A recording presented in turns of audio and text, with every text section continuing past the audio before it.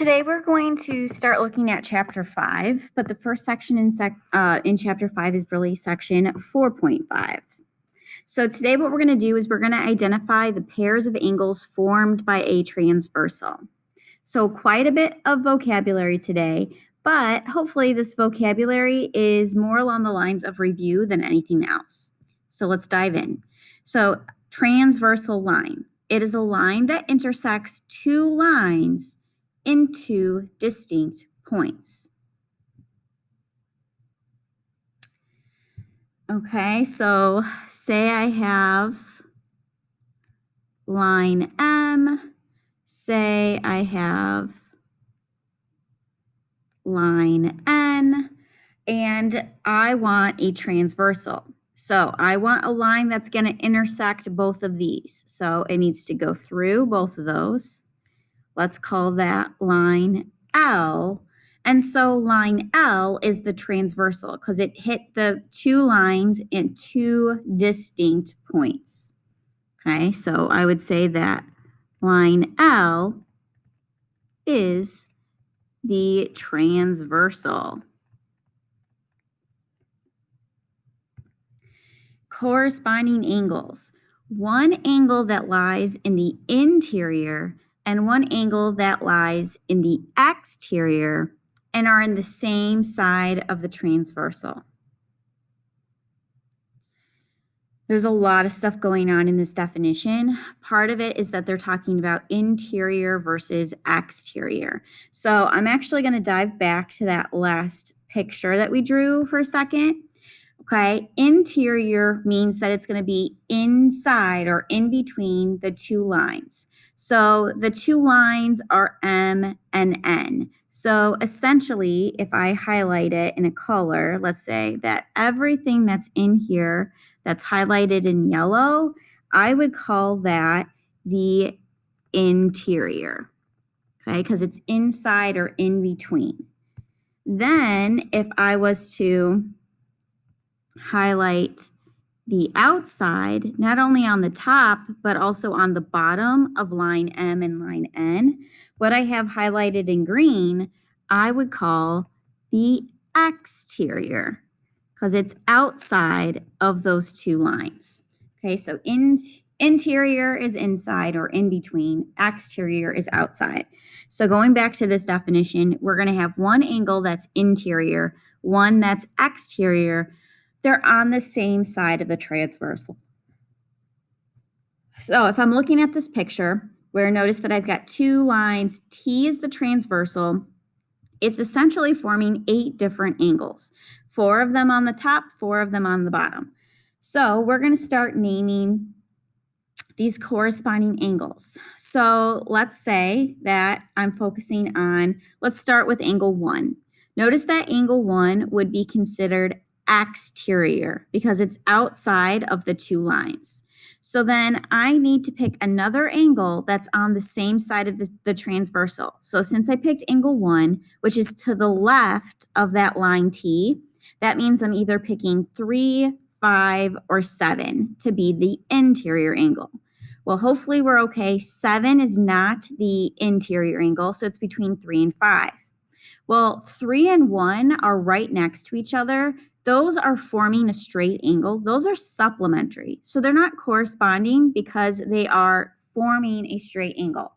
So the interior angle that I need is angle 5. So I would say angle 1 and angle 5, those would be corresponding because once again, angle 1 is outside on the left of the transversal and angle 5 is inside on the left of the transversal.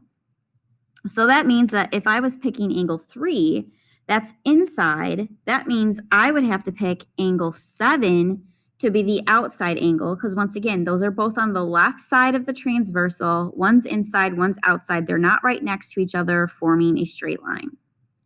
So then now if I focused on the right side of the transversal where I have angles 2, 4, 6, and 8, if I start with angle 2, which is outside, then I need an angle inside right not next to it. So that would have to be angle 6, which means then angle 4 and angle 8 are corresponding angles.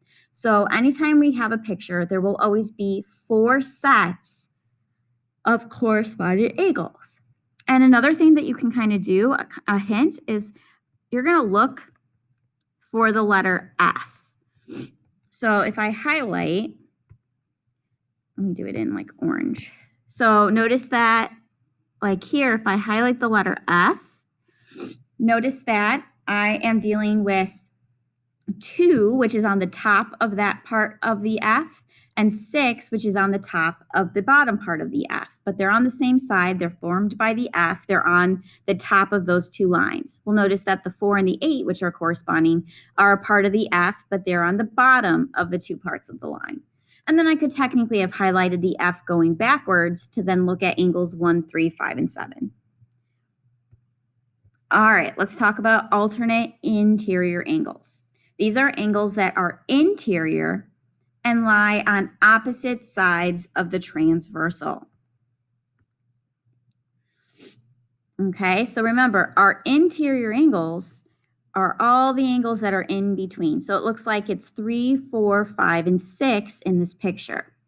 I want them to be on opposite sides of the transversal. Well, 3 is on the left and 4 is on the right. However, those are right next to each other. So kind of like going back with corresponding, I don't want 2 angles that are right next to each other because they are technically supplementary. They're forming a straight angle. So I would say angle 3, and then that would mean I would have to choose angle 6 because that's the only other interior angle on the opposite side. So that means that angle 5, which is on the left side, would have to be an alternate interior angle with angle 4. So what we can kind of look for here is we look for the letter Z. So if I highlight it, notice that if I'm forming the letter Z, notice how 3 and 6 are inside of that Z. That's why those are alternate interior angles. Had I drawn that Z backwards, well, then that's where 4 and 5 hit. Okay, so since there's only 4 interior angles, there can only be 2 sets of alternate interior angles. So then the next one is alternate exterior angles. These are angles that are exterior and lie on opposite sides of the transversal. So notice that there are 1 and 2, which are exterior, and 7 and 8 are exterior. So from those 4 angles, we have to figure out what my pairs are that become alternate exterior angles. So say I started with angle 1, it's on the left.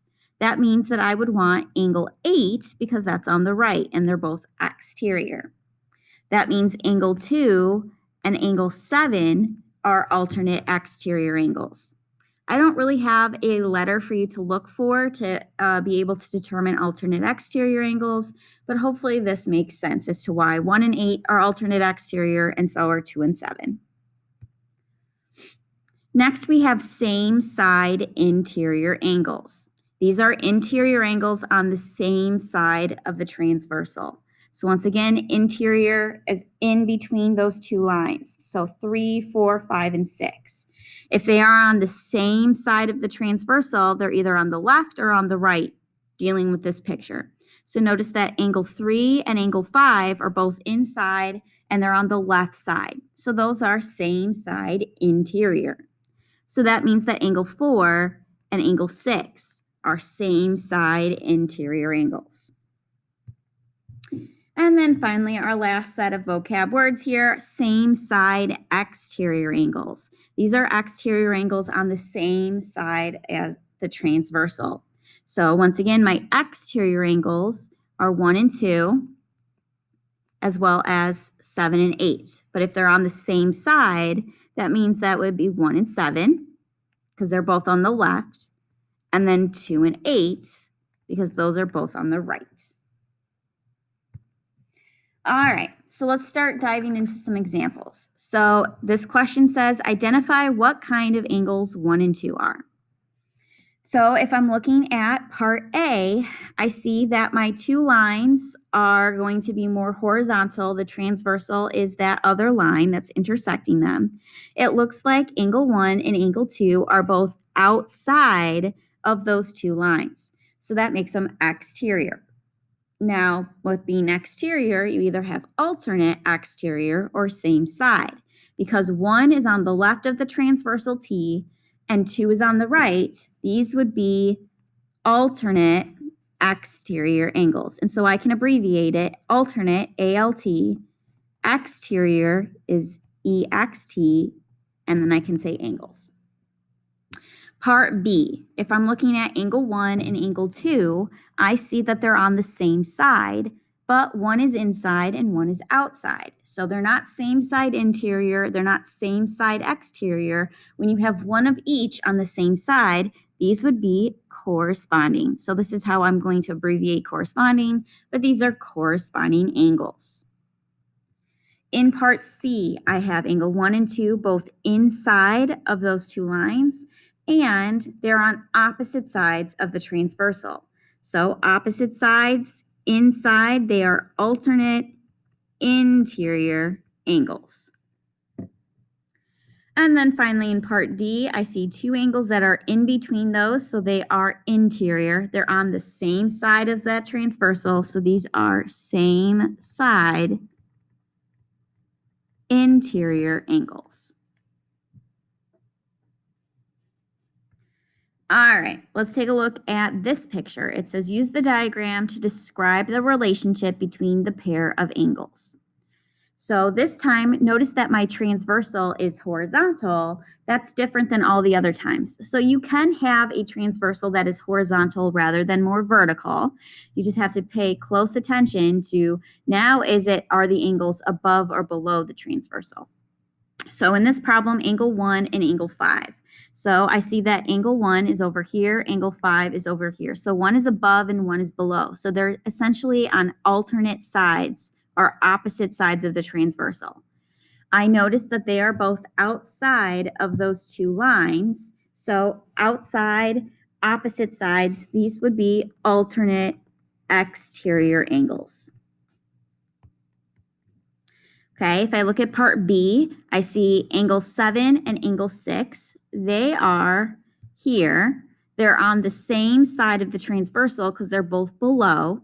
And notice that they are both inside of those two other lines. So they are same side interior angles.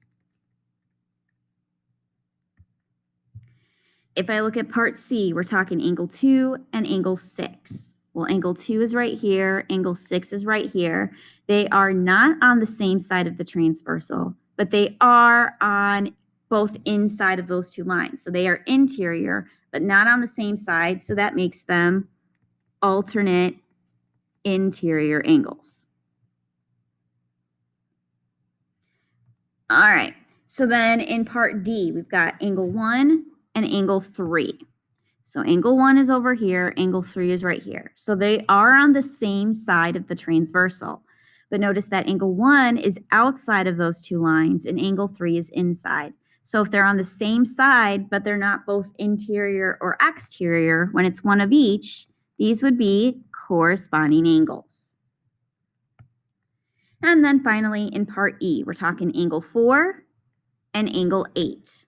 So notice one is above the transversal, one is below, so they are alternate, and they are both outside of those two lines, so these are alternate exterior angles.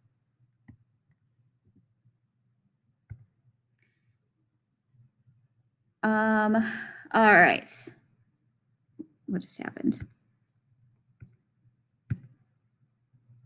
Okay, so that looks like we've identified the pairs of angles formed by the transversal.